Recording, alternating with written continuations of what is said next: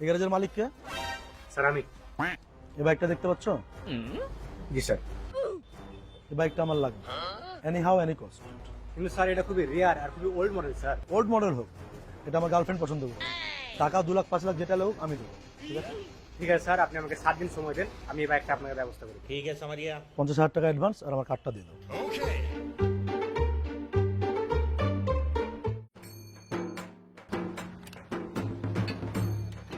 এই যে ভাই শুনেন, জি ভাই। হরেনটা নষ্ট হয়ে গেছে, একটু ঠিক করে দেন তো।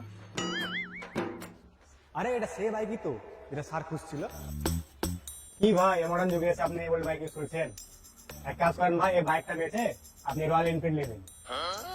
আরে ভাই, এটা শুধু বাইক না, এটা আমার ইমোশন। আর আপনি বলেন ভাই, এই বাইকের দাম কি 2.5 লক্ষ টাকা দিতে পারবে?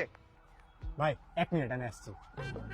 হ্যালো স্যার, আপনি যে বাইকটা খুঁজছিলেন না, ওই বাইকটা পাওয়া গেছে স্যার। 5 লক্ষ টাকা দাম বলছে, নিও কি? হ্যাঁ নিয়ে নাও।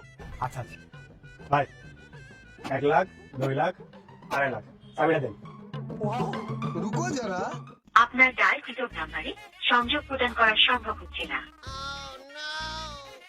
The number you are calling cannot be reached. এলে তুই 30 দিয়েছিলি, তোর জন্য 50, আর তোর জন্য 1 লাখ, আর আমার 1 লাখ।